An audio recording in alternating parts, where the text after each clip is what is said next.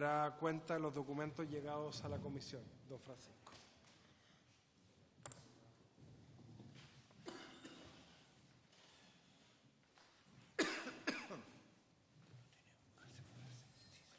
Sí, tenemos. Constituido. Hola. Señor presidente. Sí, le acabo la palabra. Señor presidente, se han recibido para la cuenta los siguientes documentos. Tenemos la excusa de la señora Isabel Aninat por temas de clases y ha confirmado la asistencia a los siguientes académicas, señora Miriam Enríquez, señora Liliana Caldames, señor Francisco Zúñiga, señor Tomás Jordán, señor Manuel Núñez, señora Natalia González. Ella va a llegar a partir de las 18 horas. El señor Pablo Ruiz Tagle, señor Francisco Soto, señor Jorge Correa Sutil, señor Fernando Atria, que tiene también que retirarse un poco antes hoy día por temas de agenda también. Y la Asociación de Abogadas Feministas de Chile se encuentra presente. Está Florencia Pinto Troncoso, María Fernanda y Constanza Montesino, quienes vienen en representación de la Asociación de Abogadas Feministas de Chile. Eso es todo, señor presidente. Muchas gracias, señor secretario. Ofrezco la palabra sobre la cuenta. Muy bien. En relación a la cuenta, efectivamente la profesora Isabel Aninat me manifestó personalmente que ella tenía muchas ganas de poder participar en la discusión de la comisión, pero el horario le complicaba porque ella hace clase en un magíster, entonces le convenía venir un día si sesionábamos más temprano. Sobre puntos varios, ofrezco la palabra. Muy bien.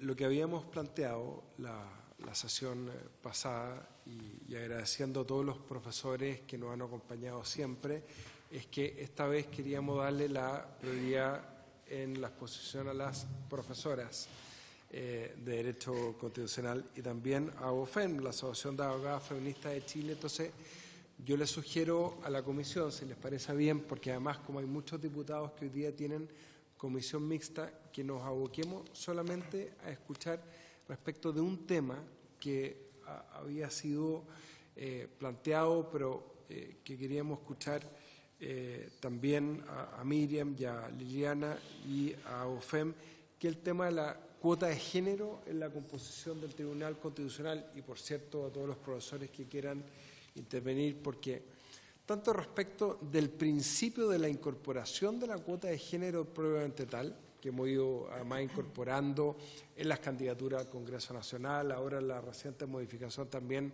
a la ley de cuota de la elección de consejeros regionales o consejeras, también de concejales, pero también que vayamos aventurando fórmulas para hacer esto efectivo.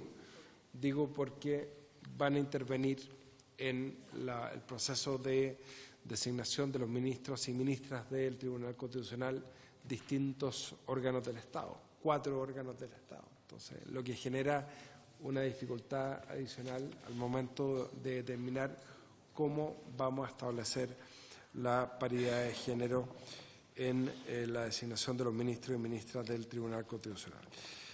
Así que ofrezco en primer lugar la palabra a la Asociación de Abogadas Feministas de Chile, a Florencia Pinto, María Fernanda Muñoz y Constanza Montesinos, para que puedan exponer. Muchas gracias por haber venido. Por su intermedio, señor presidente, Matías Walker, honorables integrantes de la Comisión de Constitución, Legislación, Justicia y Reglamento de la Cámara de Diputados. En primer lugar, nos gustaría agradecerles la invitación y la posibilidad que le han otorgado a nuestra asociación, la Asociación de Abogadas Feministas de Chile, ABOFEM, para intervenir en esta discusión legislativa y emitir nuestra opinión experta respecto a la discusión relativa a la necesidad de realizar una reforma al Tribunal Constitucional. Nos parece del todo relevante tener la oportunidad de incidir en esta discusión, considerando que el Tribunal Constitucional ha sido objeto de múltiples críticas a partir de una serie de fallos que han entorpecido el correcto avance legislativo de variados proyectos de ley de carácter emblemático, sobre todo, como veremos, en materia de género. Es de público conocimiento que el Tribunal Constitucional conoció por medio de un requerimiento de inconstitucionalidad presentado por senadores y diputados de Chile Vamos del proyecto de interrupción voluntaria del embarazo, o más conocido aborto en 3 causales, y por su intermedio creó la figura de la objeción de conciencia institucional, pese a que ello no se encontraba contemplado en el proyecto de ley emanado de este Congreso de la República de manera democrática. Este tipo de situaciones han creado revuelo y han provocado que el Tribunal Constitucional sea considerado un cuarto poder del Estado, ya que tienen la potestad de dar vuelta a proyectos de ley que han sido sancionados de manera democrática según lo perceptuado en nuestra Constitución Política de la República. Asimismo, se ha señalado, a lo cual adherimos, que el Tribunal Constitucional se ha posicionado como un legislador positivo, como en el caso recién mencionado de objeción de conciencia institucional, siendo que de este Congreso solo se aprobó la objeción de conciencia a las personas naturales. Por ende, podemos afirmar que un órgano no democráticamente elegido como el Tribunal Constitucional ha revertido discusiones adoptadas de manera democrática, lo cual sin duda deslegitima la labor parlamentaria y pone en riesgo la institucionalidad vigente. Creemos que lo anterior amerita una reforma integral del mismo órgano, y es por eso que nosotras venimos a hablar, y en nuestras indicaciones y minutas que le hicimos llegar a esta comisión, de una reforma integral al Tribunal Constitucional y no solo de reformas parceladas, para evitar así sentencias antidemocráticas del Tribunal Constitucional que, como he dicho, no hacen más que cuestionar al mismo y sus decisiones. Es por ello que desde ya, señor presidente, le contamos que hemos trabajado en indicaciones a los diversos boletines presentados y que, si bien hoy hablaremos de cuotas de género, composición, nombramiento y responsabilidad, tenemos propuestas en diversos ámbitos tales como control preventivo facultativo, por lo cual nos gustaría seguir asistiendo a la comisión en lo sucesivo. Ahora bien, me referiré al tema de cuotas y luego mi compañera Constanza Montesinos hablará sobre los demás temas mencionados. Con respecto a la paridad contemplada en el boletín 11-387-07, me gustaría comenzar señalando que hoy en día hay solo 2 ministras en el Tribunal Constitucional, las señoras María Pía Silva y la señora María Luisa Abram, y los otros 8 cupos son ocupados por varones. Como contracara a lo anterior, es sabido que la humanidad está compuesta por un 52% mujeres y solo un 48% de varones. Entonces, es fácil darnos cuenta que pese a que somos mayoría, no ocupamos los cargos de poder político ni jurídico. Inclusive, hoy en día, en la Facultad de Derecho de la Universidad Católica, por mencionar un ejemplo, ingresan más mujeres que hombres, lo que indica que son potenciales futuras ministras del Tribunal Constitucional, Corte de Apelaciones y Corte Suprema. Pero ellas no se encuentran representadas en dichos cargos actualmente. Las antiguas teorías liberales que justificaban la determinación de composición sin consideración del género son concepciones que han sido superadas por modelos críticos que han develado que las democracias liberales han fallado. Señalo lo anterior, ya que es una falla democrática no considerar la desigual distribución en cargos de poder políticos y también de nuestros tribunales de justicia y del Tribunal Constitucional, por supuesto. Esto hace que se carezca de una representatividad real, más allá de la supuesta neutralidad de los ministros que componen el TC e incluso más allá del contenido esperable del fallo cuando hay mujeres en la sala que decidirá un asunto en particular. La visibilidad de la mujer es necesaria por temas simbólicos, ya que es necesario mostrar que hay una correlación entre las abogadas expertas disponibles para asumir el cargo de ministras del Tribunal Constitucional y las que acceden a dichos cargos en definitiva. Y como ya señalé, hoy tristemente solo contamos con 2 mujeres en el Tribunal Constitucional. Así las cosas, la visibilidad es necesaria tanto en órganos de poder como en órganos de la administración del Estado. Incluso hay una norma al respecto en este Congreso. A ello se suma que la representatividad no solo visibiliza la existencia de las mujeres expertas en derecho público para este órgano en cuestión, sino que además reconoce la carrera y la expertise de las mismas. Por lo tanto, no es solo un tema simbólico, sino que también es un tema de existencia. El problema es que hoy en día no se consideran a mujeres expertas en el TC, sin perjuicio de existir, y eso es un error político que hay que revertir. Es necesario señalar que es una centralidad para una democracia moderna considerar a las mujeres sustantivamente en todos los órganos de poder y de administración del Estado, porque la democracia falla justamente en distribución de poder y de representatividad, siendo que somos el 52% de la población mundial. Y es también importante recordar que la paridad de género se encuentra contemplada en el artículo 7º de la CEDAW, por lo tanto tiene que ver con un tema de derechos humanos y es un compromiso internacional del Estado de Chile que hoy en día no está siendo cumplido. Ahora los dejo con Constanza Montesinos, directora regional de Valparaíso AUFEM, quien hablará de composición, nombramiento y responsabilidad ministerial. Muchas gracias. Tiene la palabra. Por su intermedio, señor presidente, reitero el agradecimiento por haber invitado a AUFEM a esta comisión. Entendemos que era objetivo de esta comisión referirse a los puntos 2 al 8 del comparado. En ese sentido, nosotros queremos plantear primero que nuestra participación acá, independiente de que se trate de nuestra opinión con respecto a las cuotas de género, nosotros queremos plantear que hemos hecho un estudio integral de la reforma del Tribunal Constitucional y nosotros tenemos posturas con respecto a cómo debe ser la composición del mismo y tenemos nuestras propias indicaciones, pero en este momento vamos a hacer un breve resumen de lo que significa para nosotros las reformas mínimas que deben realizarse al Tribunal Constitucional. Queremos también explicar que esto es porque cuando nosotros propongamos alguna fórmula con respecto a cómo calcular las cuotas, es necesario que todos estos puntos hayan sido previamente aprobados y clarificados, porque si no es difícil crear una fórmula sin una base legal. Primero, nosotros estamos de acuerdo con aumentar el número de ministros por un tema de sobrecarga laboral. Entendemos que esto también fue parte de la propuesta de la Comisión de Estudios de Reforma del Tribunal Constitucional. Actualmente existen numerosas causas que están paralizadas, que llevan más de un año en espera de un pronunciamiento del Tribunal Constitucional. Y se trata de causas que tienen que ver con derechos fundamentales y con situaciones que afectan a la vida de personas. Por ejemplo, casos de despidos ilegales en el marco de prácticas antisindicales que se llevaron a cabo en algunas municipalidades de Chile. Eso no puede ocurrir y por lo tanto entendemos que es necesario aumentar el número de ministros. Proponemos también un número impar de jueces y eliminación del voto dirimente del presidente del Tribunal Constitucional. Entendemos que hay un consenso con respecto a ese tema. El número exacto debe ser estudiado y propuesto en función de los recursos disponibles y carga laboral pendiente. Entonces, nosotros no vamos a aventurarnos con un número específico de ministros a proponer. Sin embargo, es muy importante que se entienda que las cuotas deben estar establecidas en una fórmula que responda a esta modificación.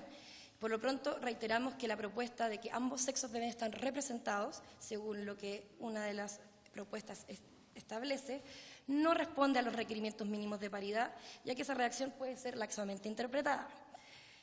No está de más recalcar que la paridad debe existir en todo órgano colegiado y no solamente en el Tribunal Constitucional, pero me imagino que ya tenemos un consenso en ese punto. Acerca de los requisitos para ser parte del Tribunal Constitucional, AUFEM estima que es apropiado aumentar o mantener los años de ejercicio de la profesión. Pero en relación al tipo de experiencia que se exige, creemos que en la fórmula debe estar incorporado haberse destacado en la vida judicial. También creemos que no es necesario ser un experto en derecho público, dado que únicamente si no se requieren personas con conocimientos técnicos en otras áreas del derecho, o sea, se requieren, debido a que los temas tratados por vía inaplicabilidad, que corresponde, como ustedes deben saber, a más del 90% de la actividad del Tribunal Constitucional, son de diversa índole. Por lo tanto, es relevante que los jueces puedan aportar desde otros conocimientos y no es necesario que solamente sean expertos en derecho público. Y con respecto a la relación, en relación al nombramiento, que creemos que es el tema que más puede generar debate, estamos de acuerdo con AUFEM que tienen que intervenir todos los poderes del Estado en ese nombramiento. Específicamente la participación directa de la Cámara de Diputados nos parece relevante por ser el órgano con mayor representatividad y una menor intervención del Presidente de la República, por ser un órgano unipersonal y por considerar nuestra asociación que es un órgano con excesivas atribuciones. Estimamos también esencial utilizar mecanismos intensivos de participación ciudadana. Los mecanismos intensivos de participación ciudadana no son los mecanismos que contemplan la Ley 20.500, son otro tipo de mecanismos que requieren que la ciudadanía intervenga de una forma mucho más activa. La Ley 20.500 ha demostrado ser insuficiente desde su promulgación, por lo tanto nosotros proponemos que esta comisión darle una vuelta a esto de cuál debe ser ese mecanismo de participación y no solamente quedarse con la sugerencia de aplicar los mecanismos de la Ley 20.500. En el óptimo de la situación, obviamente una votación popular sería ideal. Entendemos que eso es una fórmula compleja y de difícil acuerdo, pero lo vamos a plantear de todas formas como un ideal para nuestra asociación. Y finalmente, quisiéramos manifestar que para nuestra asociación nada de esto tiene un sentido si no se legitima realmente la existencia del Tribunal Constitucional. Y que uno de los pilares de esta legitimación es la responsabilidad de los jueces, en un concepto que ustedes deben conocer, como es la accountability. La rendición de cuentas es parte de las bases de instituciones democráticas maduras. Nosotros asumimos que Chile está evolucionando hacia esos conceptos. Por lo tanto, incorporar la acusación constitucional por notable abandono de deberes nos parece una institución mínima para generar un tipo de contrapeso a la aparente omnipotencia de los ministros del Tribunal Constitucional. Muchas gracias. Muchas gracias, Constanza, y a UFEM por su exposición. Y ahora vamos a escuchar a la profesora Liliana Caldames. Por favor, tiene la palabra. Le damos la bienvenida a la abogada Natalia González también, que se incorporó, así que después la vamos a escuchar también. Buenas tardes, honorables diputados y diputadas, honorable presidente, por su intermedio. En primer lugar, quiero agradecer la invitación para opinar sobre la reforma al Tribunal Constitucional. Tengo algunas ideas que quisiera plantear, no obstante debo decir que es llamativo que usted plantee en primer lugar que opinemos sobre paridad, las mujeres hablando de paridad, como si es también una forma de plantear una discusión donde nosotras podemos hablar de paridad y solo de paridad. No lo entiendo. De cualquier tema. Pero es típicamente, sí, es una manera de...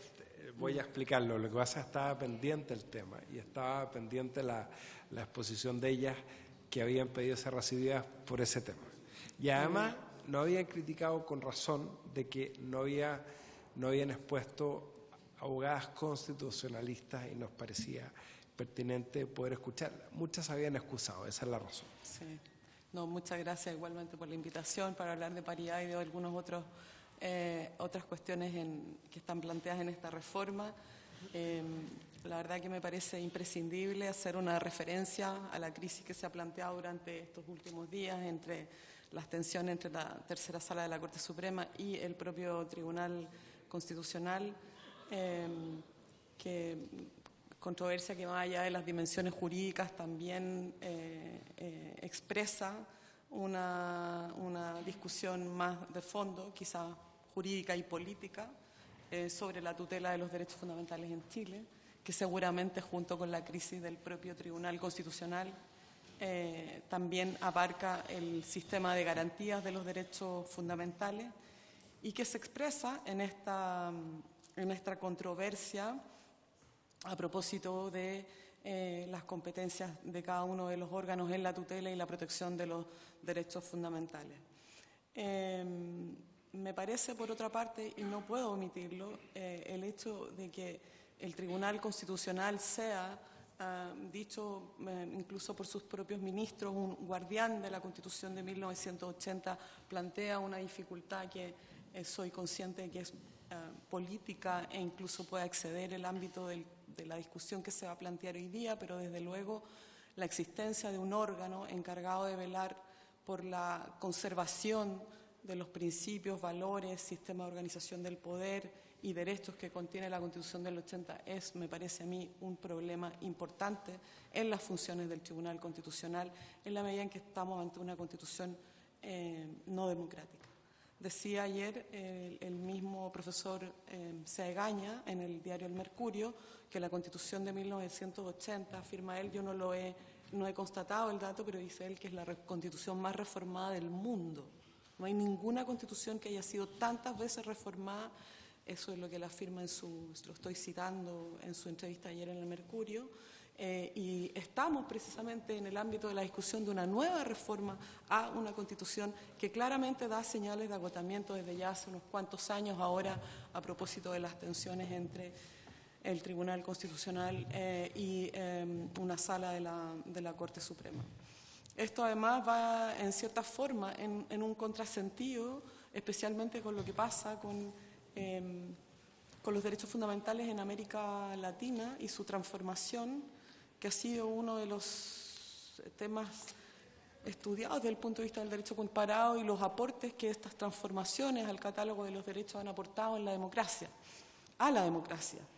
De manera que, evidentemente, el Tribunal Constitucional en esta materia ha sostenido algunas tesis como las que acaban de plantear las colegas de AUFEM en relación a la sentencia de despenalización del aborto en 3 causales, que no solo incluyen o introduce una figura que no es introducida por el legislador, sino que además tarja algunos textos, algunas partes de la ley, de manera que esa norma tiene de alguna manera también la reacción del Tribunal Constitucional cuando omite ciertas palabras para construir un sentido distinto de la ley. Así que, en definitiva, me parece a mí que estamos frente a una situación, una institución que está en crisis también y que expresa una crisis que incluso supera el propio Tribunal Constitucional y que se refiere al orden establecido en la Constitución de 1980, que está siendo superado en la práctica por las demandas sociales y por diversas cuestiones que tensionan su aplicación. Y en cuanto al documento que se nos adjunta, yo quisiera reconocer el trabajo del grupo de profesores y profesoras que trabajaron en el texto que se contiene en la propuesta, puesto que este trabajo implica un estudio profundo, serio, de distintas alternativas sobre la posible configuración del Tribunal Constitucional.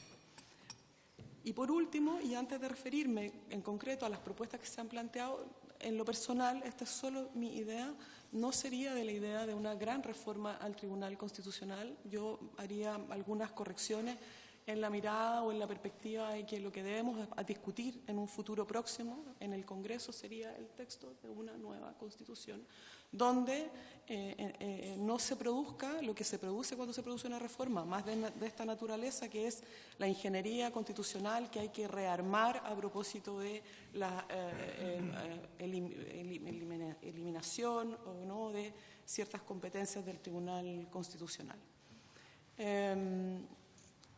Por tanto, pienso que el trabajo de los académicos y académicas que han trabajado en este texto es muy valioso y que debe ser muy considerado, porque ahí hay un estudio profundo, serio, que desde luego supera mis capacidades para opinar hoy día en el fondo de todas estas propuestas. En lo que usted planteaba al principio, señor presidente, a propósito de la paridad, como uno de los temas al que somos invitadas a opinar las académicas, me parece a mí, que lo planteé también en una sesión anterior, sería importante introducir en el texto de la Constitución, no solo a propósito de la composición del Tribunal Constitucional, sino en general en la representación de las mujeres en diversos órganos del Estado, una disposición que establezca.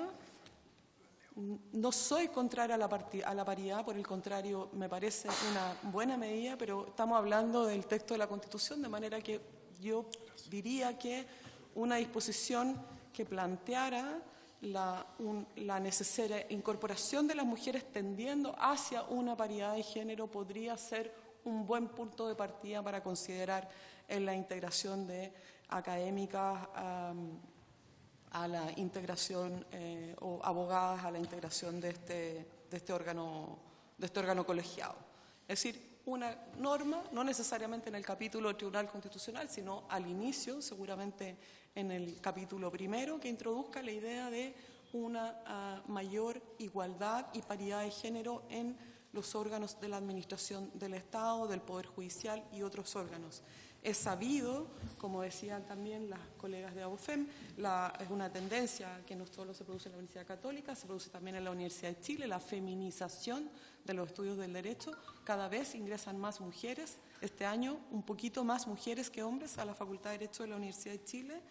Es sabido también que las mujeres alcanzan un mayor grado de igualdad y participación en los escalafones primeros del Poder Judicial, no obstante esa incorporación de las mujeres no se produce de la misma manera y con la misma intensidad en la Corte Suprema o en las Cortes de Apelaciones. Y por último, también esto es coherente con una tesis que están planteando hoy día, la idea de la revisión de la idea del sujeto de derecho, ya no un sujeto neutro, un sujeto que no tiene género, un sujeto que no tiene edad, que no tiene nacionalidad, sino más bien en la necesidad de abordar a los sujetos de derecho desde sus propias subjetividades.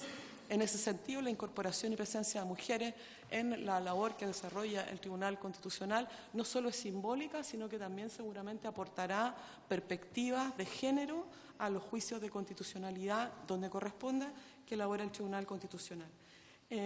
Y bueno, quisiera referirme a algunos puntos muy concretos de la propuesta del documento que se nos acompañó junto con la invitación a esta sesión. Me parecería a mí que, pese a que no está en el texto propuesto, la idea de apuntar hacia una integración impar del Tribunal Constitucional para terminar con el voto dirimente de la presidencia de ese tribunal. En cuanto al tiempo en sus cargos, sería la idea de hablar de unos 6 años, me parece un tiempo razonable y que permite también una revisión, una renovación de la integración de ese tribunal. También me parece pertinente y adecuada la propuesta de que estas designaciones correspondan al Congreso de la República en sus cámaras de diputados y de senadores, a propuesta de ternas que elabora a estos efectos la Corte Suprema. En cuanto a los requisitos para formar parte del Tribunal Constitucional, solo me llamó la atención, y es más bien una pregunta, en una de las propuestas se habla de que haberse destacado en la ¿cómo se llama?, en la función, en la actividad universitaria en el ámbito del derecho público en universidades acreditadas por al menos 10 años. No entendí este punto porque entiendo que es una sumatoria, es decir, 2 periodos hasta por 10 años, porque el máximo de acreditación institucional es de 7, es eso, ¿no? ¿Sí? Es decir, Sí, pero 7 más 3 o la acumulación. Sí. Ok, ya. En cuanto a las inhabilidades, también de acuerdo. En cuanto a los límites para el ejercicio en sus funciones de los 75 años, me parece que ese es un límite que debería revisarse a la luz de la Convención Interamericana sobre Personas Mayores que Chile ratificó y que establece la idea de eliminar discriminaciones o diferencias por razones de edad, por lo que sugeriría revisar este límite de edad para este tribunal y para otros. Soy partidaria completamente de la derogación del control preventivo obligatorio y facultativo de los números 1 y 3 y todas las disposiciones que concretaban estas atribuciones. No voy a repetir los argumentos que se han planteado y que seguramente van a plantearse en esta jornada, pero evidentemente esta atribución merece una revisión profunda por su afectación en el sistema de funcionamiento de los órganos de poder y particularmente por las atribuciones que tenga el Congreso en materia legislativa. No obstante, en materia de tratados internacionales en general, la ratificación de tratados internacionales sería más bien partidaria de incluir una competencia consultiva para el Tribunal Constitucional para despejar una de las cuestiones que sí se plantean, que son los quórum de aprobación, debido a que los quórum de cada tratado del tratado se van a aprobar según la naturaleza de las cláusulas, teniendo cada cláusula en el fondo la posibilidad de que tenga un quórum distinto, y ahí sí me parecería adecuado que el Tribunal pudiera opinar sobre la naturaleza de la cláusula que se está discutiendo para que el Tribunal respete los quórum el Congreso respete o se adecue a los quórum que están establecidos. Y también soy favorable a la idea de que el Tribunal Constitucional pueda revisar la constitucionalidad de los reglamentos del fiscal nacional como los reglamentos del propio Congreso.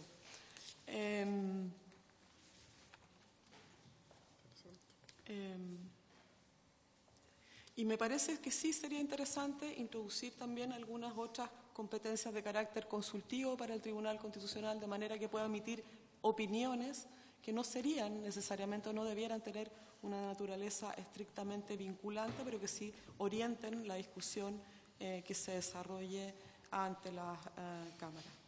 Y por último, en alguna otra participación en estas sesiones, planteé la idea de un recurso extraordinario de tutela de derechos fundamentales que pudiera ser de competencia del Tribunal, pero siendo coherente, del Tribunal Constitucional, pero siendo coherente con lo que planteé en los inicios. Sería la idea que esa discusión no se ampliara más que lo que se ha planteado hasta ahora y que permita el funcionamiento democrático de las instituciones. De competencia del Tribunal De Constitucional. competencia del Tribunal Constitucional.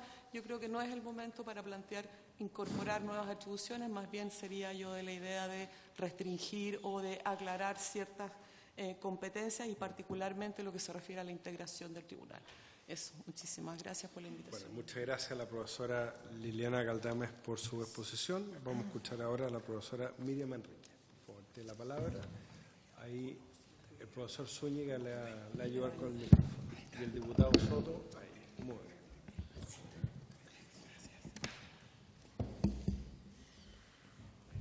Muy buenas tardes. Por su intermedio, señor presidente, agradezco la invitación a participar de esta sesión. Me voy a referir muy brevemente a la invitación a pronunciarnos sobre la integración del Tribunal Constitucional desde una perspectiva de género. El grupo de las 25 propuestas que integré como experta al Tribunal Constitucional se refirió expresamente a la necesidad de introducir directrices de equidad de género en la integración del Tribunal Constitucional. En el contexto del proceso de reforma o de nueva Constitución, en su momento, propuse o sugerí un término que acuñé como democracia constitucional de género, que supone no solamente considerar en el contexto de una democracia los aspectos formales o procedimentales, sino también sustanciales, y en la lógica de los aspectos sustanciales, la referencia a ciertos derechos que correspondieran especialmente a las mujeres, pero fundamentalmente no solamente derechos, sino también la participación de las mujeres en el poder. Yo creo que el gran cambio constitucional a propósito del tema no tiene que ver solamente con los derechos, sino también y especialmente con el cómo se asegura la participación de las mujeres en los ámbitos de distribución del poder.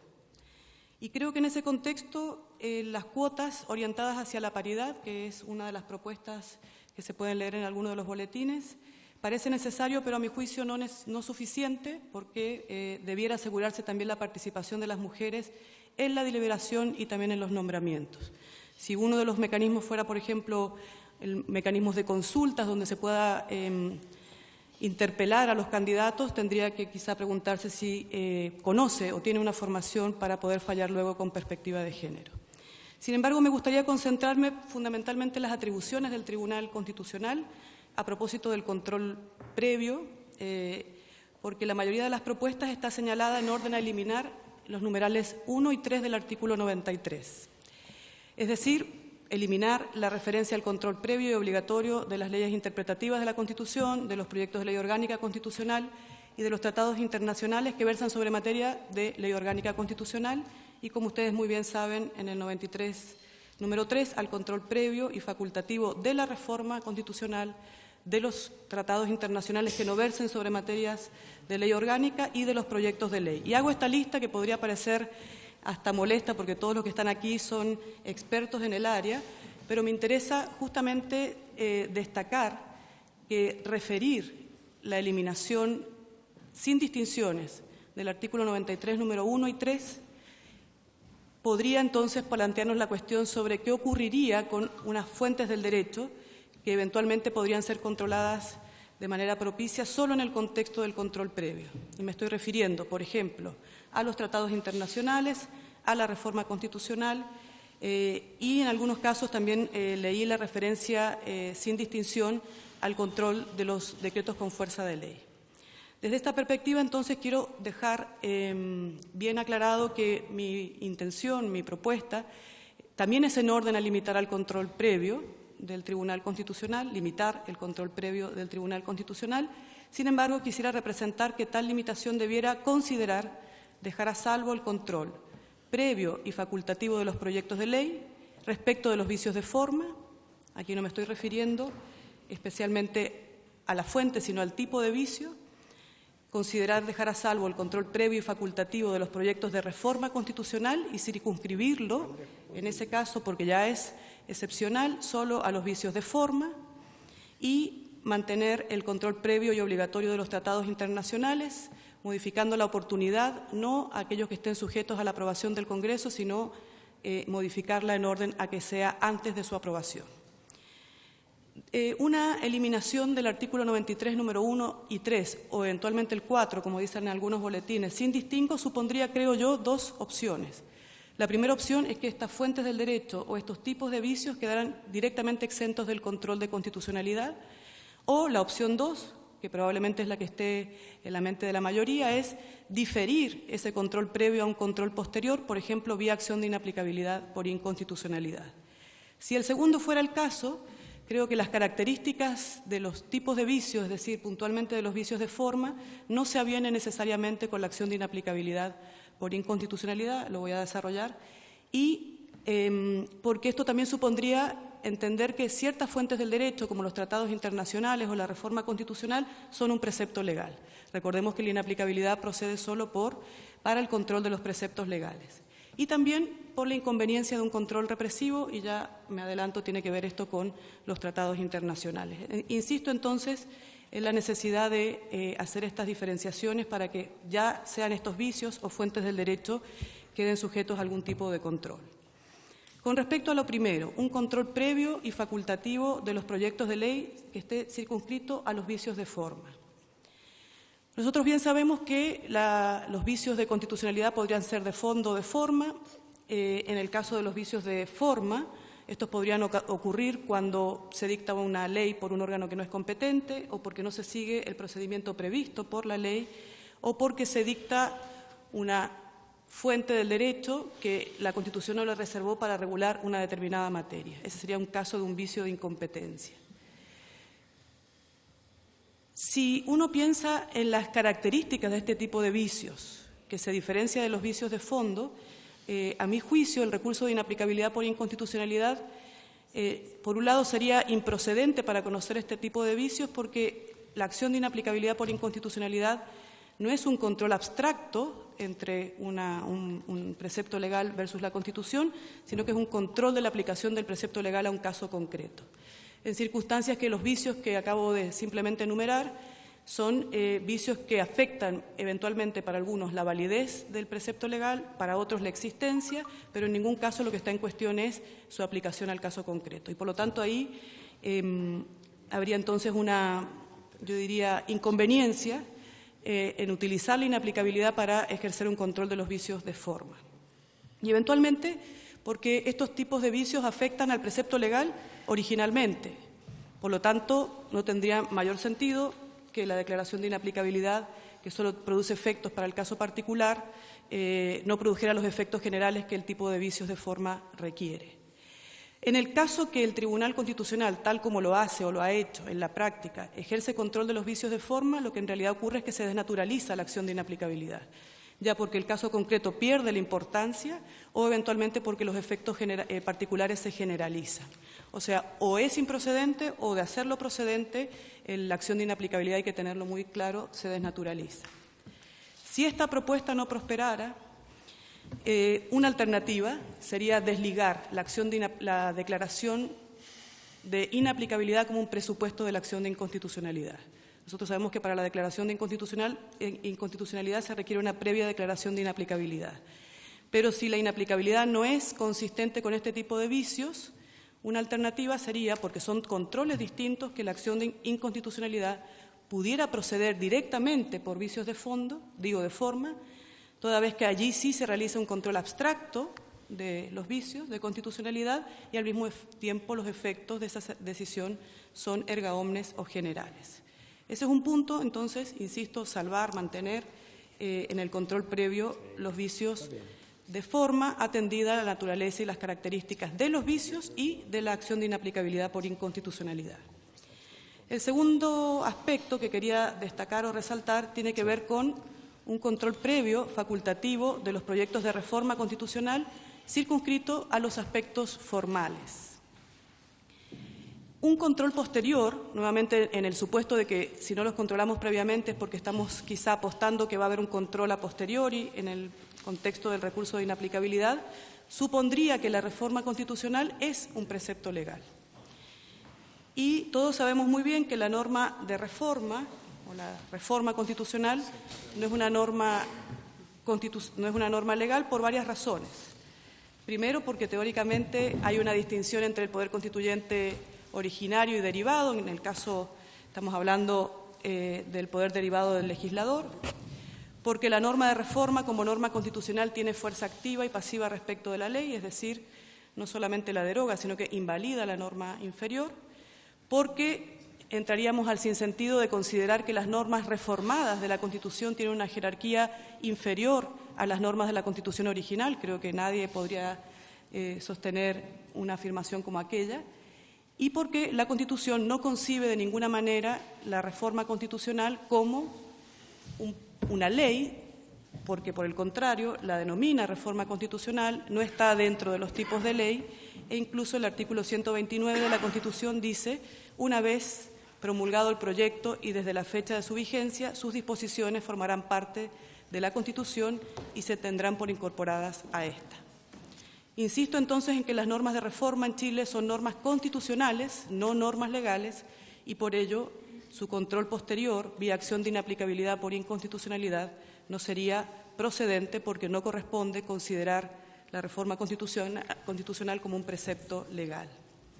Por otro lado, en el evento de que el control de la reforma fuera previo, este debiera estar circunscrito solo a vicios de forma. Esto es bien polémico en nuestra doctrina. Acá mismo estamos en las posiciones más encontradas. A mi juicio, la Constitución no tiene normas que impidan su modificación, no hay normas ni cláusulas pétreas, y por lo tanto la reforma constitucional, en el evento que sea contrastada con la Constitución, solamente será o debiera ser en los aspectos procedimentales y no necesariamente materiales. Insisto que es una posición bien debatida. Lo tercero, un control previo y obligatorio, y en los casos anteriores, previo y facultativo, para los tratados internacionales, para todos los tratados internacionales, versen o no sobre materias de ley. El control previo y obligatorio de los tratados internacionales sería una vía para evitar la reforma secundaria de la Constitución. Cuando digo esto, me estoy imaginando o eventualmente considerando que los tratados internacionales tienen jerarquía constitucional, de tal manera que de aprobarse e incorporarse al derecho interno un tratado internacional, por ejemplo, de derechos humanos, en el evento que contuviera normas que fueran contradictorias con la Constitución, esta sería una vía de reforma constitucional por un procedimiento no previsto en el capítulo 15. De tal manera que el control previo evitaría esa reforma secundaria al eventualmente permitir reformar la Constitución. O, en ciertos casos, que el tratado lo permita, hacer alguna reserva del tratado. Por otro lado, también permitiría considerar que el tratado internacional, esto que también ha sido muy debatido en nuestra doctrina constitucional, no es un precepto legal. Si hay algo que hemos avanzado es considerar justamente que los tratados internacionales son una fuente del derecho distinta que la ley y posiblemente con una mayor jerarquía que la ley. Y desde esa perspectiva, entonces, salvamos la distancia en considerarlo un precepto legal y, por lo tanto, sujeto al control vía inaplicabilidad. Por otro lado, también se salva la inconveniencia que supondría dejar sin efecto o no aplicar un tratado internacional, por cuanto aquello contravendría el artículo 27 de la Convención de Viena sobre el derecho de los tratados, pero principalmente el artículo 54, número 1, inciso 5, que, como ustedes bien saben, no permite modificar, derogar o suspender la vigencia de un tratado, sino en los términos que fija el derecho internacional o que fija el propio tratado internacional. Por lo tanto, esta propuesta es consistente no solamente con el derecho internacional, sino que con la propia Constitución tras la reforma constitucional del 2005. En relación con la oportunidad, en aquellas propuestas en que se ha dicho que el control previo de los tratados debiera ser un control obligatorio, se mantiene la oportunidad del control a que el tratado esté sujeto a la aprobación del Congreso. Me parece que esa sujeción en cuanto a la oportunidad excluye del control a los tratados internacionales que no versan sobre materias de ley. Porque, como bien sabemos, los tratados que no versan sobre materias de ley son posibles de ser aprobados y tramitados por el Presidente de la República en el ejercicio de la potestad reglamentaria autónoma. De tal manera que el Presidente de la República podría celebrar un tratado calificándolo como un tratado que no versa sobre materia de ley, por lo tanto no quedar sujeto a un control político, parlamentario, no quedar sujeto a un control del Tribunal Constitucional, porque el contexto es que estén sometidos a la aprobación del Congreso, y solo restaría como un órgano de control el control que realiza el Contralor General de la República del decreto promulgatorio del Tratado Internacional, en cuyo caso podría representarle al presidente que el Tratado Internacional se aprobó sin ser sujeto a la aprobación del Congreso Nacional, en circunstancias de que el Tratado Internacional ya está vigente, ratificado en el nivel internacional y, por lo tanto, vinculante para el Estado de Chile. Una mención muy breve.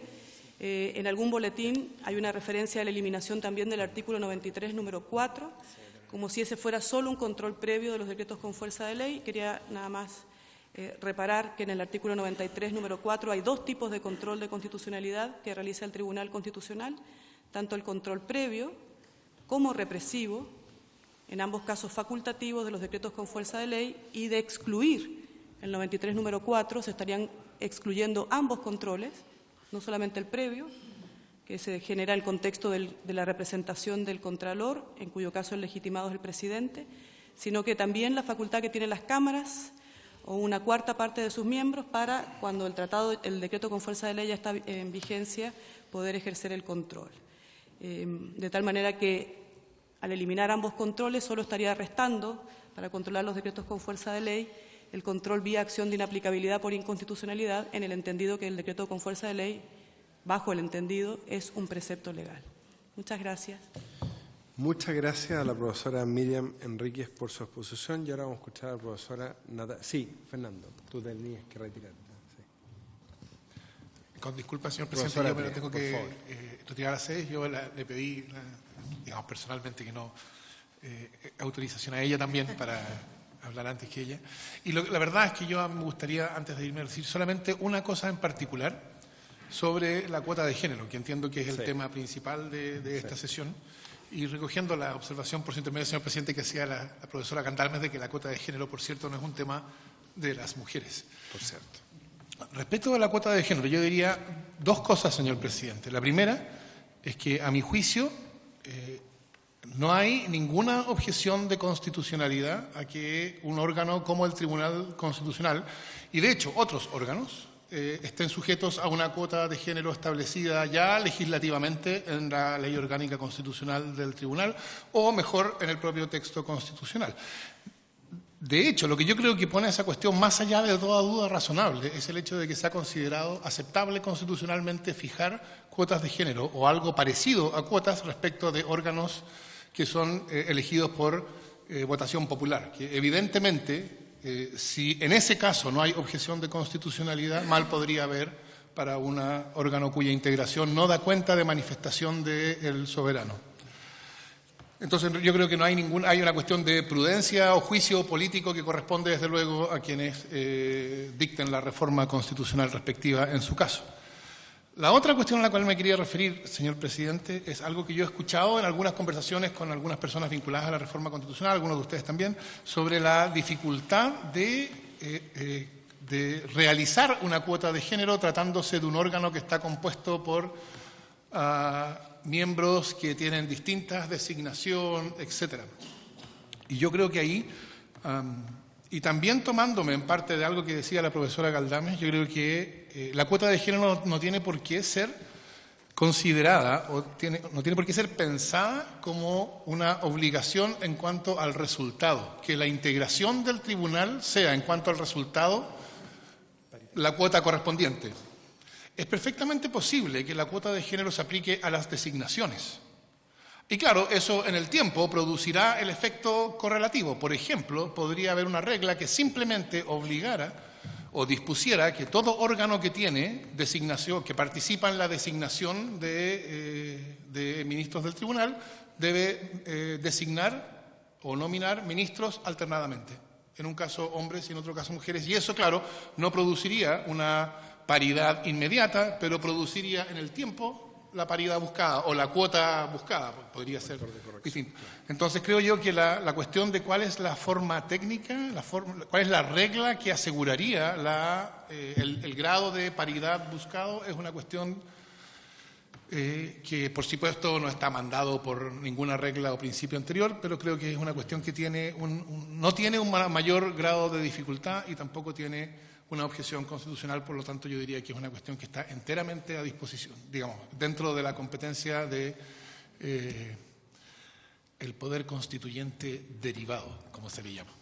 Gracias, señor presidente. Muchas gracias, profesora Atria, por habernos acompañado más en todas estas sesiones. Ahora sí, la profesora Natalia González. Vamos a escucharle. Muchas gracias, señor presidente. Gracias por la invitación que me hace esta comisión. Yo quisiera humildemente aclarar, primero que nada, que yo no soy una profesora experta en Derecho Constitucional. Sí soy profesora en otros temas y en otras ramas del derecho, y yo participé en este grupo y fui invitada por Gastón Gómez en mi calidad de subdirectora del Instituto de Libertad y Desarrollo, desde la mirada de las políticas públicas. Y es desde esa mirada que nosotros participamos en este equipo, de manera de no solamente aportar desde la mirada del derecho constitucional, pero también de la mirada de la integración en general de los órganos del Estado. Entonces, con toda esa humildad, les voy a contar un poquito qué es lo que motivó de alguna manera el trabajo y las principales conclusiones a las que llegamos. A ver, lo primero que yo quisiera rescatar, y que me parece que ya lo han hecho aquí, es que nosotros nos hicimos cargo de este tema desde una mirada transversal. Este es un grupo que integra a académicos, expertos constitucionalistas y no constitucionalistas, también con distintas inclinaciones políticas, y vemos un valor en eso, justamente porque nos une el respeto al Estado de Derecho, nos une el respeto a la supremacía constitucional y a la democracia representativa constitucional. Nosotros como grupo tenemos un tremendo valor y respeto por las instituciones, por la institucionalidad, y es en ese sentido que abordamos una eventual reforma al Tribunal Constitucional. Y también desde el entendimiento de qué es lo que le cabe hacer al Tribunal Constitucional, porque el Tribunal no solamente en lo que es más mediático hoy día o más público, resuelve las cuestiones o los conflictos que se suscitan entre los poderes colegisladores, ¿verdad?, a través de los controles preventivos obligatorios y facultativos, pero también resuelve contiendas de competencias, que ese es un tema muy relevante que, sobre todo de cara a la discusión y a la implementación de la reforma sobre la elección de gobernadores regionales, es un tema que a mi juicio está pendiente de ser resuelto, y nosotros tenemos propuestas en ese sentido en el informe. Otra cosa relevante es que nosotros pretendemos entregar propuestas que sean un conjunto armónico. ¿Y a qué me refiero con esto? Es que puede haber una tentación fácil de tomar algunas de las propuestas del informe relegando otras. Pero la verdad es que el informe tiene una coherencia que esperamos sea seguida, porque, por ejemplo, cosas que proponemos en materia de integración tienen que ver con las atribuciones justamente que además proponemos que tenga el Tribunal Constitucional, por ejemplo, en materia de recursos de inaplicabilidad, y entonces se trata de una reforma que tiene una coherencia integral en sí misma y no debe ser mirada aisladamente. Yo quisiera referirme brevemente a los puntos centrales y además, obviamente, al tema de género que hoy día nos convoca. Respecto a los cambios a los controles preventivos obligatorios y facultativos, bueno, la profesora Miriam hizo una exposición bastante acertada de algunas de las propuestas que tiene nuestro grupo de trabajo. Yo quisiera enfatizar por qué nosotros proponemos suprimir el control preventivo facultativo y el obligatorio, pero sobre todo el facultativo, y reemplazarlo por otro mecanismo que hemos denominado de control represivo racionalizado, y que es un control que se produce, ¿no es cierto?, ex post de que el proyecto de ley ha salido ya de la tramitación del Congreso. Y de hecho se produce entre el periodo de promulgación y publicación de la ley, y de hecho suspende la publicación de la ley. ¿Por qué de alguna manera el control se traslada hasta esta etapa? Porque somos conscientes de que tiene que haber una deferencia a los poderes colegisladores. Hoy día el control preventivo facultativo está entre medio de la discusión legislativa y se puede presentar, de hecho, en cualquier momento desde que el proyecto de ley ingresa. Han habido algunos fallos del Tribunal Constitucional que han tendido a señalar de que por lo menos tiene que haber cumplido una etapa, ¿no es cierto? Eso ocurrió hace poquito en el fallo del TPP-11. Pero sin perjuicio de esos fallos, nosotros estimamos que tiene que haber una deferencia por parte, en el caso de la reforma constitucional, para que los poderes colegisladores puedan ponerse de acuerdo y puedan resolver la cuestión de fondo antes de que la conozca el Tribunal Constitucional. Y por eso es que trasladamos este control a una etapa posterior. No tiene grandes cambios, para ser bien sincera, en términos de quienes pueden impulsar este control represivo racionalizado, pero sí nos parece a nosotros relevante darle la posibilidad tanto al presidente de la República y del Congreso de zanjar sus diferencias.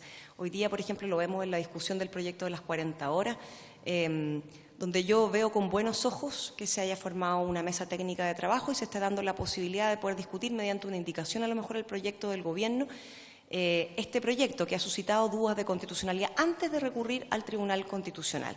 Me parece que eso hace que las instituciones sean más virtuosas y que se respeten en sus distintas atribuciones y competencias. Pero nosotros sí creemos que es importante mantener algún tipo de control y por eso es que no sugerimos la supresión completa del control, de los controles, sino más bien trasladarlo a una etapa posterior y en el caso del control obligatorio solamente dejarla para los tratados internacionales, como bien explicaba la profesora. ¿Y esto por qué? Porque el Tribunal Constitucional es un tribunal que falla en derecho y termina resolviendo las cuestiones o las diferencias que se puede producir entre los poderes legisladores en derecho. Y por eso nos parece relevante que cuestiones que puedan dar lugar a un debate político se resuelvan en una sede, y por lo mismo decía antes, las propuestas integrales en una sede que va a estar conformada principalmente por expertos constitucionalistas, porque una de las cosas que hacemos en esta propuesta es reforzar el carácter técnico del Tribunal Constitucional. Respecto a la magnitud, tenemos que recordar que hoy día, si bien hay casos muy bullados de controles preventivos, como el caso del CERNAC, la ley de aborto, la verdad es que representan hoy día una carga de trabajo mínima para el Tribunal Constitucional. Hoy día el Tribunal Constitucional se ha transformado en un tribunal de inaplicabilidades y es por eso que nosotros también tenemos propuestas bien robustas y que hoy día son bien atingentes de cara a la discusión que hay entre el Tribunal Constitucional y la tercera sala de la Corte Suprema.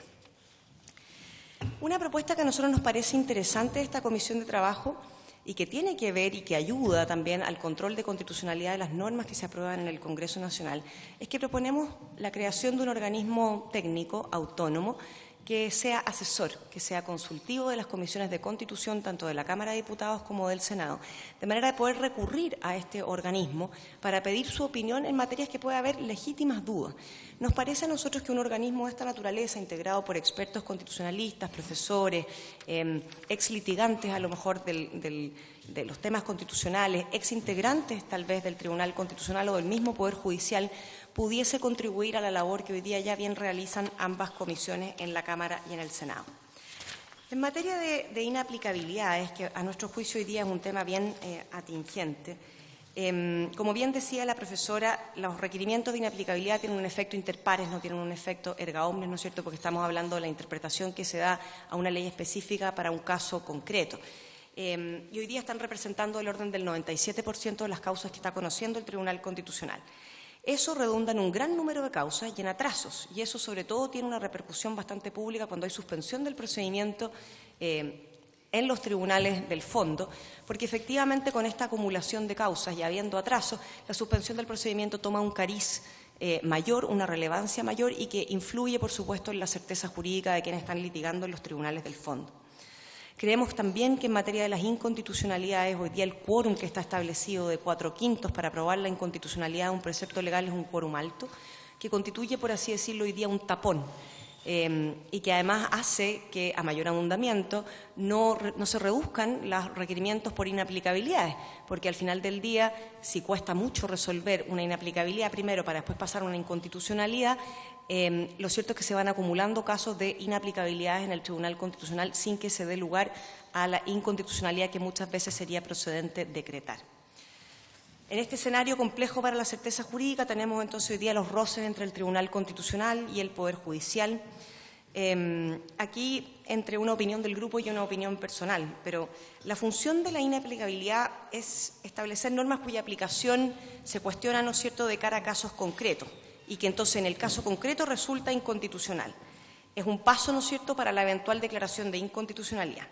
Y los problemas que se detectan hoy día, y que de hecho es uno de los problemas que abre un flanco ahí la tercera sala, a mi juicio, de la Corte Suprema, es que los efectos de las sentencias de inaplicabilidad hoy día no necesariamente están siendo observados por los jueces del fondo, y eso es un problema. Y este problema de alguna manera se profundiza en los considerandos, no así en el fallo de la tercera sala de la Corte Suprema. Es un problema que han hecho ver diversos expertos desde que esto salió la semana pasada. Y nosotros tenemos ahí algunas propuestas que pudiesen ayudar a mitigar este problema.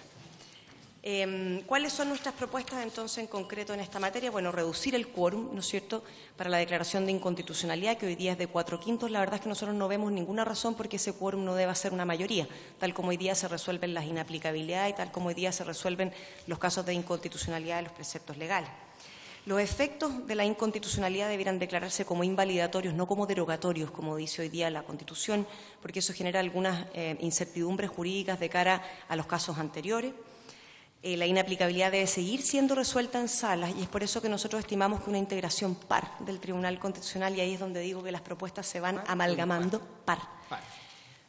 justamente porque ha derivado en un tribunal de inaplicabilidad y porque es la mayor carga de trabajo que tiene, una integración en salas requiere una integración equitativa entre ambas salas, y de hecho no vemos problema con que sea una integración par y que se elimine el voto dirimente del presidente del tribunal, simplemente porque si es que en algún momento hay un caso de empate, tal como hoy día ocurren las inaplicabilidades en la sala, entonces el requerimiento se debiera entender rechazado.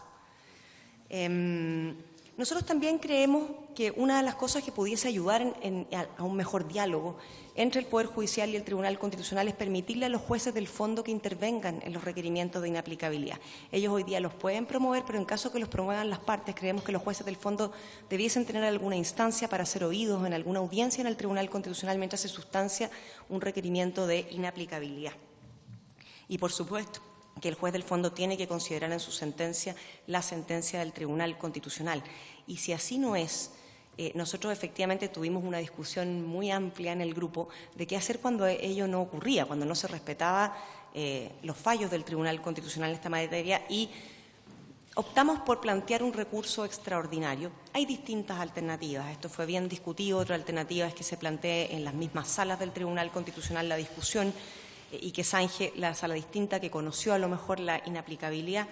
Pero de alguna manera lo que estamos apuntando es que aquí lo que se está velando es por la supremacía constitucional, y hoy día esa función la tiene el Tribunal Constitucional prioritariamente, ¿no es cierto?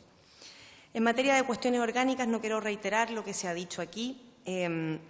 Nos parece a nosotros simplemente muy importante algunos principios. Elevar los estándares hoy día de transparencia y de escrutinio público de quienes se presentan hoy día como candidatos al Tribunal Constitucional, sobre todo aquellos postulantes que propone el Presidente de la República, que hoy en día la verdad es que es una designación bastante discrecional, que no viene respaldada con los necesarios antecedentes y con los fundamentos de esa designación por parte del Presidente.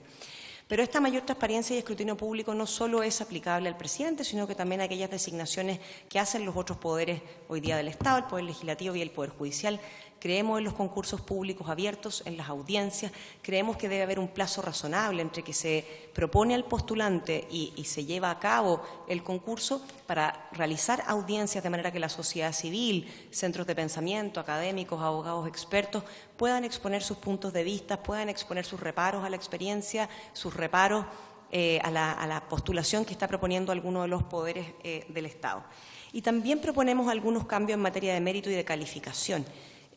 Hoy día tenemos una regla que nosotros proponemos hacer más exigente, exigir una experiencia de 20 años en materia profesional o académica, y creemos también que hoy día la norma que destaca que haya tenido una función pública relevante no es una norma que a nosotros nos parece pertinente hoy en día.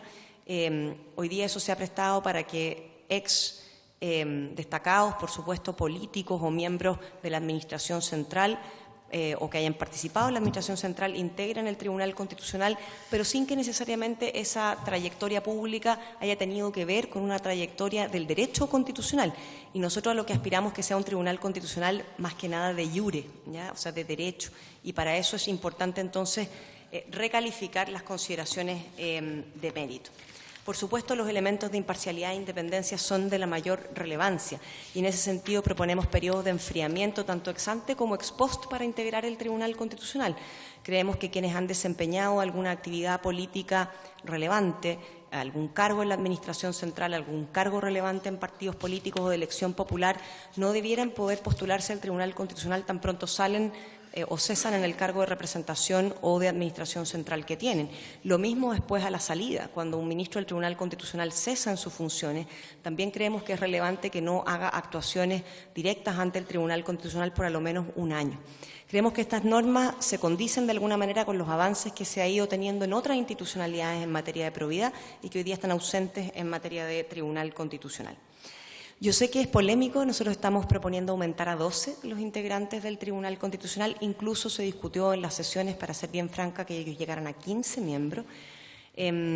¿Por qué proponemos este aumento? Por la sobrecarga de trabajo que hoy día tiene el Tribunal Constitucional, que está haciendo gestiones procedimentales de oficio para acelerar el conocimiento de las causas, pero hoy día se ha acumulado un conocimiento de causas más allá de la ley Emilia muy relevante en el TC en materia de inaplicabilidades y de temas de seguridad, y por lo tanto sostenemos que un tribunal que pueda funcionar en 2 salas con 6 miembros de manera permanente pudiese colaborar con agilizar los procedimientos que se ven ante el TC, y eso ayuda también a validar al Tribunal Constitucional ante la opinión pública.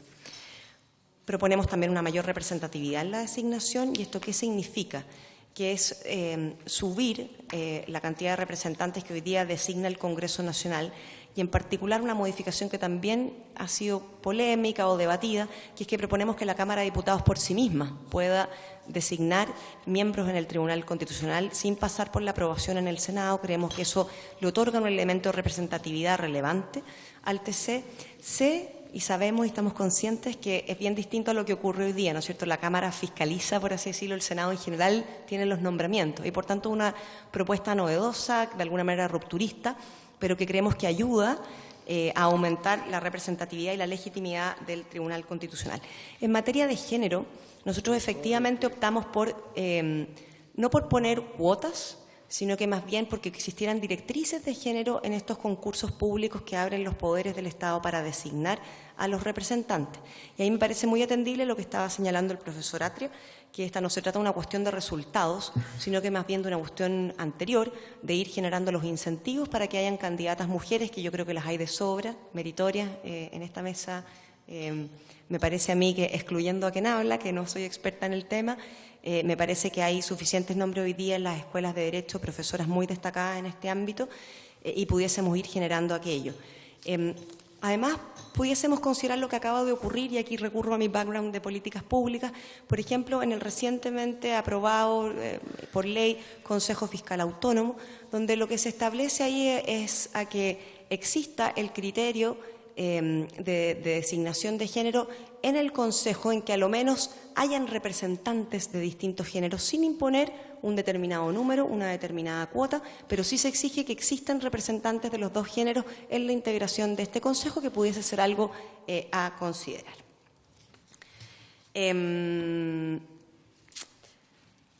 Finalmente, yo me imagino que esto ya lo han hablado en sesiones anteriores, pero a mí me parece de la mayor relevancia no olvidar el tema de las contiendas de competencia y en lo que a eso le compete al Tribunal Constitucional. Nosotros creemos que sería una herramienta uniformadora entregar de manera exclusiva al Tribunal Constitucional la resolución de las contiendas de competencia que se suscita entre las autoridades políticas y las autoridades administrativas del país, y sobre todo ahora que vamos a tener gobiernos regionales electos, donde a lo mejor el representante, el gobernador regional electo en una región no va a ser del mismo color político del gobierno de turno, y va a generar cierta tensión. Y porque hoy día, además, todos quienes estamos aquí en esta mesa sabemos que aquella ley no concluyó el tema de las facultades que se delegan a los gobernadores regionales. Hoy día es una delegación presidencial, que si bien hoy día existe un decreto, es un decreto bastante general, y eso va a dar lugar a cierta discusión en relación al presupuesto que van a tener los gobiernos regionales para implementar esas medidas que les hayan sido delegadas, y eso sin duda puede dar lugar a conflictos. Y esos conflictos merecen una resolución, y ojalá en este plano, dado la cercanía en que tenemos las elecciones, se tomen acciones concretas para normar quién va a resolver las cuestiones de competencia entre el Gobierno central y los gobiernos regionales de cara a la implementación de esta nueva legislación. Señor presidente, muchas gracias por la invitación a esta comisión. Muchas gracias a la profesora Natalia González. Yo sé que habíamos acordado, sobre todo hoy día, escuchar a profesoras que no habían podido venir a sesiones anteriores, pero no sé, le doy la palabra de inmediato a la profesora Caldames, pero no sé si hay algún profesor que esté presente que no haya expuesto anteriormente, que quiera hacerlo ahora, o podemos escucharlo más adelante, pero le doy la posibilidad de poder hacerlo también. Profesora Caldames. Gracias, señor presidente. Discúlpeme, pero me surgió una duda, quería preguntar por su intermedio. ¿Cuántas profesoras integraron la comisión de expertos de profesores que preparan la propuesta? ¿Cuántas académicas? No sé, habría que preguntarle a quienes integraron el grupo de expertos. Acá está Francisco Zúñiga. Acá yo tengo la lista de los integrantes, para hacer honor al grupo, quizás la puedo leer entera. Sí, por favor. Participó Ignacio Briones, que es decano de la Universidad Adolfo Ibáñez de la Facultad de Gobierno, la señora Isabel Aninat, del Centro de Estudios Públicos, Martín Canesa Zamora, de la Pontificia Universidad Católica de Chile, que fue el secretario además de la comisión, Luis Cordero, profesor de la Universidad de Chile, Gloria de la Fuente, de la Fundación Chile 21, Arturo Fermandoa, profesor de la Universidad Católica, Jaime Gajardo Falcón, de la Universidad Diego Portales, José Francisco García, de la Pontificia Universidad Católica, el profesor Gastón Gómez, de la Universidad Diego Portales, quien habla de Libertad y Desarrollo, la profesora Miriam Enríquez, de la Universidad Alberto Hurtado, don Enrique Navarro Beltrán, de la Universidad de Chile, Francisco Soto Barrientos, de la Universidad de Chile, Pablo Ruiz Tagle-Vial, de la Universidad de Chile, Patricio Zapata, de la Universidad Católica, Francisco Zúñiga, aquí también presente, de la Universidad de Chile, y don Teodoro Rivera participó en el grupo hasta que lo nombraron canciller. Canciller. Salió premiado como canciller. Gracias. Muchas gracias, Natalia. Le ofrezco la palabra a los diputados y aprovecho a reiterar que hoy día no vamos a votar porque vamos a seguir la recomendación del diputado Boric y de varios en torno a conversar acerca de todas las exposiciones que se han hecho, que son muy interesantes. Efectivamente, nosotros habíamos estado trabajando de manera muy silenciosa como comisión durante meses, escuchando a distintos profesores de Derecho Constitucional que integran y también que no integran el grupo de estudio tan nombrado. Estábamos ya empezando a votar por tema, ¿no es cierto? Habíamos votado ya el tema de la integración en lo que respecta, por ejemplo, a terminar con el rol dirimente del presidente o la presidenta del Tribunal Constitucional, porque en eso ha habido un consenso absoluto, ¿no? Si hay algo que ha habido consenso de eso, nadie ha venido a esta comisión a defender el rol dirimente del presidente o la presidenta del Tribunal Constitucional. Pero es bien difícil conversar sobre las composición sin conversar sobre las atribuciones. Y tiene que ver también con el tema de la contienda de competencia que se ha suscitado entre ambos órganos, entre el Tribunal Constitucional y la Corte Suprema, y hemos invitado además a ambos presidentes y presidentas. Todavía no han confirmado su presencia porque es un tema que están resolviendo en la sede de dichos órganos, si vienen y aceptan esta invitación que le hemos hecho a exponer, pero vamos en los próximos días, cuando estemos en Valparaíso, a conversar con todos los miembros de la comisión cómo seguimos adelante respecto de este tema. Así que con esa prevención ofrezco la palabra a los diputados y diputadas por si tienen alguna pregunta, alguna consulta. Bueno, tienen ganas de conversar entre nosotros. Yo así lo entiendo. No sé si algún profesor quiere acotar algo brevemente. Profesor Correa. Sí, y después Francisco. Y después Tomás. Presidente, yo ya he intervenido muchas veces, pero me gustaría opinar también en este asunto de las cuotas de género. Yo creo que yo diría de la máxima importancia una reflexión sobre sesgos en órganos representativos y cuando se está diseñando una institución. Me parece a mí que típicamente la democracia amenaza a los grupos minoritarios, subrepresentados y discriminados en la sociedad. Y de ahí creo que se hace particularmente relevante la conversación sobre sesgos en un tribunal constitucional.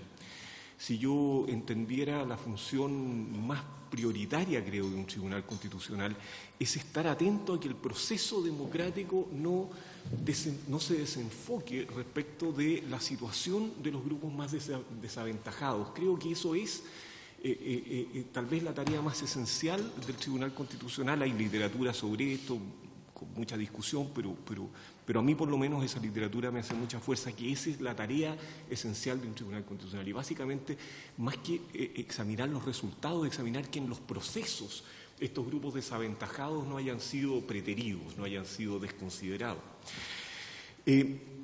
Ahora, yo creo que los grupos desaventajados en la sociedad chilena son muchos y ciertamente las mujeres se encuentran entre ellos.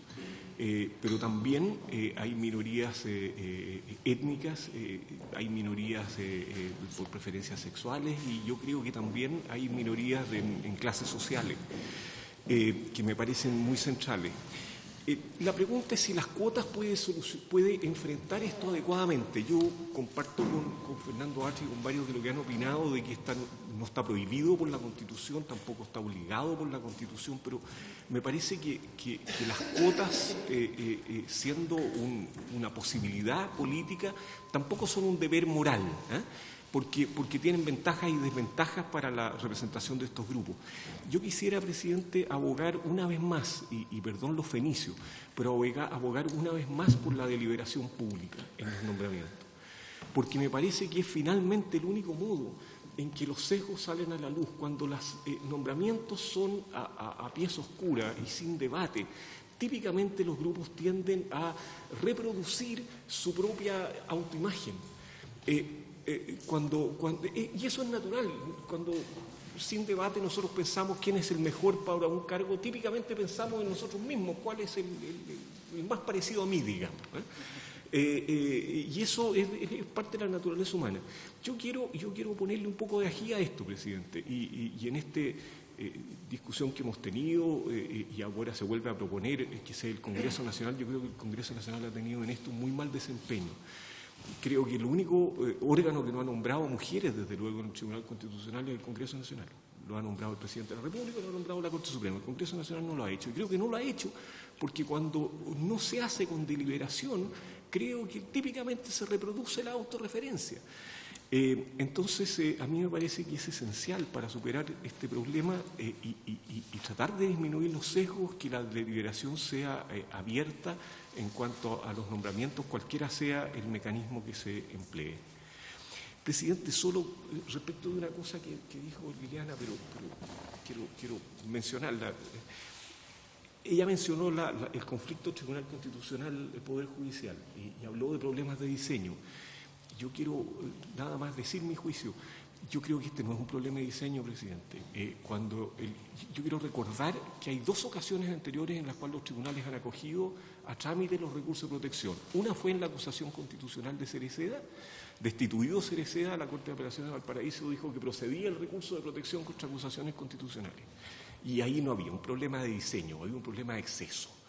La segunda vez fue cuando algunos funcionarios judiciales perdieron poder en algunos beneficios económicos y se fueron de recurso de protección contra un proyecto de ley porque amenazaba las garantías constitucionales. Y una vez más los tribunales declararon que era procedente, esto fue el año 91, 92, por ahí, que declararon que era procedente contra proyectos de ley. Otro exceso, presidente, no mal diseño. Yo creo que estamos ante un tercer exceso, no un mal diseño. Gracias, profesor Correa. Profesor Zúñiga. No está. No le echen la culpa al profesor. Profesor Zúñiga. Gracias, presidente, por su intermedio. Hacerme cargo de una cuestión que creo que hay que plantearla, aunque debería estar fuera de la discusión de esta iniciativa de reforma constitucional, que es la supuesta diente competencia, choque de trenes o guerra de cortes, que ha estado en la prensa en los últimos días y ha dado origen a distintas opiniones sobre esta cuestión. Yo quisiera plantear que, a mi juicio, aquí no existe contienda de competencia y no existe no porque no haya un órgano encargado de resolverlas, como se ha planteado hoy, sino simplemente porque las competencias que tienen los tribunales superiores de justicia y el Tribunal Constitucional son competencias tasadas. Aquí no hay, son tasadas, predeterminadas por la Constitución y las leyes orgánicas, tanto la del TC como el Código Orgánico de Tribunales. Y por tanto aquí no hay un problema de diseño de competencias, las que están perfectamente claras a mi juicio. Lo que ocurre es algo que planteó el presidente de la Corte Suprema en el discurso inaugural del año judicial 2019, cuando dijo que había un estado de tensión entre los tribunales supremos. Y quiero decir que este es un hito de una secuencia anterior de hechos que han planteado estados de tensión. La delegación del juez tributario y el traspaso de causas desde la Corte Suprema al Tribunal Constitucional y viceversa. La derogación tácita planteada a partir del caso del húngaro, que hemos comentado en la academia varias veces. El control concreto y los márgenes de discreción judicial en el caso Cascada, en que el Tribunal Constitucional, a juicio de muchos, fue más allá de lo que es el control concreto. O, finalmente, la tutela laboral aplicada a funcionarios públicos, que es la que gatilla precisamente esta supuesta guerra de cortes. ¿Por qué cito estos hechos anteriores? Porque, en rigor, a mi juicio, el estado de tensión diagnosticado entre las Cortes es un estado natural. Natural desde el punto de vista de que el control concreto de inaplicabilidad y el TC se ha ido convirtiendo con el paso del tiempo básicamente en un tribunal de inaplicabilidades. El control concreto está llamado a tropezarse con la discreción de los jueces del fondo, y está llamado a tropezarse con la discreción de los jueces del fondo, porque lo que ocurre es que la inaplicabilidad enjuicia interpretaciones posibles de preceptos legales. Y en esa interpretación posible de preceptos legales, evidentemente, puede entrar a colisionar con la interpretación que los jueces del fondo hacen en el campo de su margen de discreción. Y esta es una cuestión que hay que desdramatizar. Creo que la peor manera de abordar esta cuestión es decir, vamos a reformar la Constitución para hacer frente a esto, para situar al Tribunal Constitucional en el rol de supremo garante de la Constitución. No existe en una democracia un supremo garante de la Constitución. Hay varios guardianes de la Constitución y esta es una precisión que hay que hacer. Por de pronto, los tribunales superiores de justicia en materia de amparo de derechos fundamentales son guardianes de la Constitución, lo mismo que el Tribunal Constitucional en el control abstracto y concreto de constitucionalidad. Lo que ocurre es que operan en el campo del derecho subjetivo, público, contenido en la Constitución, y en el campo del derecho objetivo de la Constitución. Y por tanto, estos tribunales, estas judicaturas tienen que estar llamadas, en definitiva, más allá del estado de tensión natural, a coordinarse, a colaborar y a enfrentar las cuestiones desde una perspectiva de porvenir futuro. Yo creo que esa es una precisión básica a hacer, porque de lo contrario, este estudio sobre la reforma podría estar planteado como un estudio ubicuo a reforzar el rol de uno u otro tribunal, que no creo que sea el sentido de esto, y tampoco lo fue el del grupo de trabajo que viene desplegando sus esfuerzos con mucha anterioridad a este episodio concreto. Y que si quisiéramos remontarnos más atrás, la colaboración de los académicos ya tiene 4 o 5 años en instancias en el Centro de Estudios Públicos, en que varios de los que estamos aquí hemos participado. Sí. Muy bien, muchas gracias, profesor Zúñiga. Finalmente, profesor Jordán. Sí.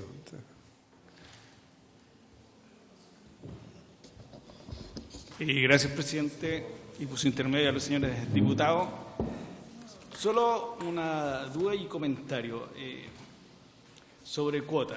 Entiendo y concuerdo con el profesor Correa y Yatra que no habría un reparo constitucional, en el fondo. Eso es un tema de voluntad política de incorporarla o no. Y me gustaría hacer una pregunta a la abogada de AUFEM sobre lo siguiente, porque... Ella va a intervenir después porque quiere hacer una precisión. Sí, ya. Por eso aproveche si ella quiere me contesta. Porque el reparo, y en esta comisión se discutió mucho tiempo en la pasada legislatura sobre la razón democrática o el reparo democrático a la cuota en la lista parlamentaria. Y hoy día ya es un reparo sobrepasado. Pero ¿cuál sería el reparo democrático, republicano, a la cuota en los órganos? Porque no me parece que exista un reparo propiamente tal. En el fondo, la teoría democrática podría cuestionar la cuota en abstracto, ¿vale? Pero el reparo a los órganos me parece que no por definición no tiene un reparo propiamente tal, porque es una voluntad política dirigida hacia una... Y en ese sentido, la pregunta sería, ¿cuánta cuota? Por llamarlo de alguna manera, es, en esos órganos colegiados, ¿cuánto sería, a juicio de usted, la fórmula de calcular el porcentaje? Porque si uno lo hace por el criterio general, que ustedes señalaron, de 50-50 en la población, sería 50-50. Si uno lo haría por carrera judicial, a lo mejor la estadística nos cambia, no lo tengo claro. Quiero decir, si uno tuviera que copensar, por decirlo de alguna manera, en cuál es la cuota en el resultado, porque me llama la atención en el procedimiento, porque yo entiendo en materia democrática, representativa, que tú digas hay una transición entre la lista y el resultado. Pero porque acá, no, como no hay reparo democrático, por decirlo de alguna manera, no hay ninguna traba al resultado en el órgano colegiado. Y ahí me alejo un poco sobre... Yo estaría en su marco teórico, pero no en su resultado, no en tu propuesta. Porque la directriz general está bien cuando los procesos son muy iniciales, pero nosotros estamos en un proceso intermedio, por decirlo de alguna manera. Entonces, la norma general que tienda a una igualdad entre hombres y mujeres me parece que está... Eso hace 5 años atrás podría haber sido, pero me parece que no hay una razón, creo yo, al menos que usted alguien me lo aclare bien, un reparo a por qué en el resultado final del órgano colegiado no puede haber una cuota, a menos que discutir cuál es ese porcentaje en razón de algún argumento. Por ejemplo, que históricamente las mujeres no llegan por una razón de discriminación en el proceso de carrera judicial, porque igual es extraño que, habiendo órganos deliberativos y no deliberativos, que inciden en el nombramiento de los ministros tribunales constitucionales hoy día sean solo 2 mujeres. Entonces hay un tema cultural también, porque en el fondo, pudiendo haber armado un tribunal de otra manera, no se recurre a él. Y segundo, sobre el tema del TC, le propongo, presidente, si usted lo tiene bien, tener una siguiente sesión en que se pueda abordar eso, porque tiene mucha arista. Sí, es un tema más profundo. Sí. De acuerdo. Muchas gracias, profesor Jordán. Y entonces, al final, sí, profesor Núñez. Sí, bueno, por favor. Más interesante. Señor presidente, por vuestro intermedio, muchas gracias por la invitación nuevamente a esta comisión. Sobre este punto de la cuota de género. Sobre este punto, por la cuota de género específicamente. Sí, claro. Quisiera no complementar, sino que tal vez aportar un punto de vista distinto al que mencionó el profesor Jordán respecto de la constitucionalidad o no de incorporar una cuota de género o alguna variable de género o afirmación positiva, opción positiva. ¿Por qué? Porque preguntarnos respecto de la constitucionalidad o no, cuando estamos discutiendo respecto de una reforma a la Constitución, me parece que es inoficioso.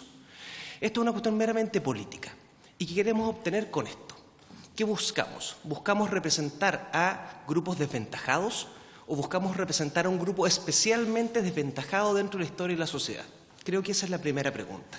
Y en ese aspecto tengo la impresión que en el alcance de algunas de las propuestas planteadas hoy día, la idea de establecer mayores requisitos respecto del nombramiento de ministros o ministras del Tribunal Constitucional va en el sentido completamente opuesto. Porque hoy día vemos que hay un género en particular que ha sido objeto de diferencias que no tienen que ver con su mérito, con su biografía, sino que con una práctica heteronormativa que dice relación con cuestiones tan simples como los horarios de funcionamiento, con los criterios de selección, con cuántas personas integran los consejos asesores deliberativos o consejos de especialistas y que marginan a un género en particular. Entonces lo que debemos hacer es despejar esas prácticas antes de pensar en cuántos integrantes tenemos y qué requisitos vamos a exigir. Pensemos hoy día, simplemente, no niego que existan, pero pensemos cuantitativamente, comparando hombres y mujeres. ¿Cuántas mujeres hoy día, en igualdad de condiciones, han tenido la posibilidad de tener 20 años de experiencia destacada en el ejercicio de la profesión de abogados? ¿Cuántas? ¿Qué origen tienen y qué ventajas han tenido? Y comparémosla con hombres. ¿Cuántos hombres y qué méritos tienen y que hoy día ostentan 20 años de ejercicio profesional con cualidades destacadas? Vamos a ver que cuantitativamente el número de mujeres es inferior. Cualitativamente no necesariamente son inferiores en cuanto a su mérito y en cuanto a el empeño que han impreso en lograr esos resultados. Es también, me parece, una necesidad de coherencia, y en esto tiene que ver la coherencia, no el respeto por la Constitución, más bien la coherencia entender que si el Tribunal Constitucional es un legislador negativo y hoy día tenemos alguna regla que fomenta o incrementa la paridad de género en el Congreso, que tengamos en el legislador negativo una representación equivalente. Si hoy día en el Congreso tenemos más mujeres y buscamos tener más mujeres, ¿por qué no buscamos en el Tribunal Constitucional mantener también esa equiparación o esa igualación? No sirve de nada tener en el Congreso más mujeres y tener en el Tribunal Constitucional un razonamiento heteronormativo. Y finalmente, me parece también que tiene que ver con la óptica de la aplicación del derecho. Hay, y se menciona aquí muy acertadamente, una variable de género en la aplicación del derecho. Conceptos que se omiten, conceptos que se enfatizan o conceptos que derechamente se tergiversan al aplicar el derecho. Y esos conceptos tienen que ver con la formación, la democracia de género, la variable, las consideraciones de otros factores que los hombres, por nuestra formación, somos incapaces de ver. Entonces, me parece muy bien que hoy día comparezcan en esta mesa mujeres constitucionalistas, especialistas, pero me parece más necesario que hayan más mujeres, y especialmente en el Tribunal Constitucional, que opera como legislador negativo. Solamente esa expresión, señor presidente. Muchas gracias, profesor Núñez. Diputado Gutiérrez. Sí. Gracias, presidente. Solo para hacerle una consulta a las abogadas de... ¿Cómo se llama la institución? ABOFEM. Ya. No, lo que sucede es que ustedes saben que las elecciones parlamentarias la cuota de género es limitada en el tiempo. Es solo para corregir lo que nosotros creemos una práctica. Claro, una cultura. Pero pasadas las 3 elecciones ya no hay más cuota de género. Lo que nosotros acá estamos pretendiendo regular es algo más definitivo, aparentemente. Entonces, no es que nosotros digamos también esto va a ser solo por 3 elecciones. Entonces, la propuesta que uno escucha pareciera que tanto el órgano tuviese o al final del día, o el mismo tribunal, una cuota determinada permanentemente. Entonces, lo que nosotros hemos discutido es si efectivamente no hay ninguna contradicción con la teoría democrática en abstracto, que no existe esta cuota de género. Y nosotros lo que hemos pretendido con una decisión política es alterar una cultura, una práctica que creemos que en 3 elecciones eventualmente va a cambiarse, cosas que eventualmente pueden ocurrir. Pero esto que estamos discutiendo para el Tribunal Constitucional pareciera ser una propuesta más definitiva. ¿Ustedes creen que también tiene que ser igual como en el ámbito de las elecciones parlamentarias, que cuota de género por un tiempo determinado, o que, tratándose del Tribunal Constitucional, tiene que ser algo ya permanente en cuanto a la composición misma o la designación por parte del órgano o la composición misma del Tribunal Constitucional? Eso, presidente. Muchas gracias, diputado Gutiérrez. Ahora sí, le damos la palabra a quien quiera responder. Sí, por favor, no se preocupen. Por su intermedio, señor presidente, para responderle al profesor Jorge Correa Sutil, me parece importante puntualizar 3 puntos. El primero de ello es que las mujeres no somos un grupo, somos más de la mitad de la población mundial, y pensarnos como grupo es reafirmar que el centro de todo, el parámetro, es el hombre. Estamos acá para proponer superar las visiones androcéntricas y decimonónicas del derecho liberal.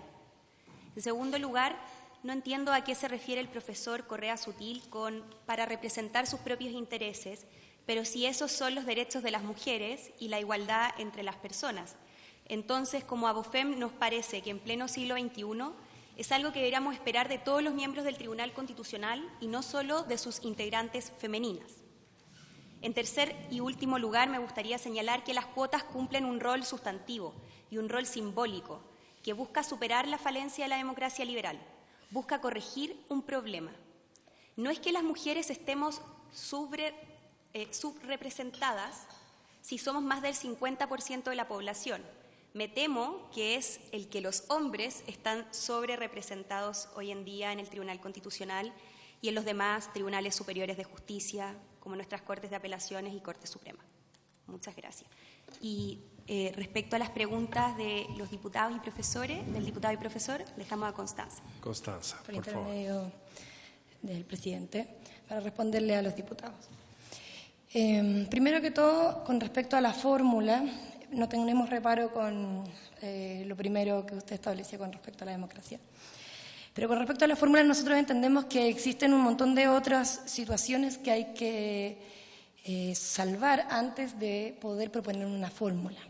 En este caso nosotros, por lo mismo, vinimos con una propuesta completa con respecto a todo lo que tiene que ver con la composición del Tribunal Constitucional y en función de aquellas determinaciones que se tomen por esta comisión y cómo resulte la votación, nosotros estamos en condiciones de, si nos quieren invitar de nuevo, participar y plantear fórmulas distintas. Ahora, voy a hacerme cargo de las dos posturas con respecto a esto de ser de una transición o algo permanente. Yo me imagino que, como me gustaría a mí una sociedad, me encantaría que cuando yo voy caminando en la calle los hombres no me dijeran nada, pero tuvimos que crear un delito, ¿me entiendes? Establecer multas para que eso dejara de ocurrir. Si eso es así, yo le podría preguntar también, ¿eso es permanente o transitorio?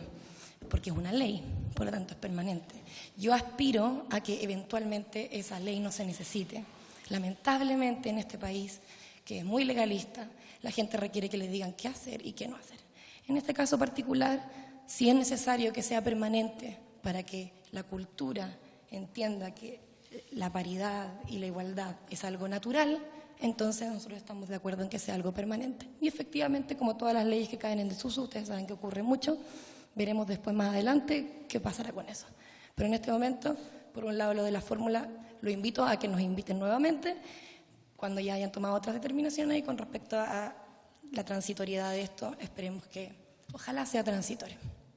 Bueno, muchas gracias, Constanza. Obviamente que cuando votemos y discutamos en particular el tema de la cuota de género van a quedar cordialmente invitadas. Bueno, y agradecer a todas nuestras invitadas, a todos nuestros invitados, y por haberse cumplido el objeto de la sesión se levanta.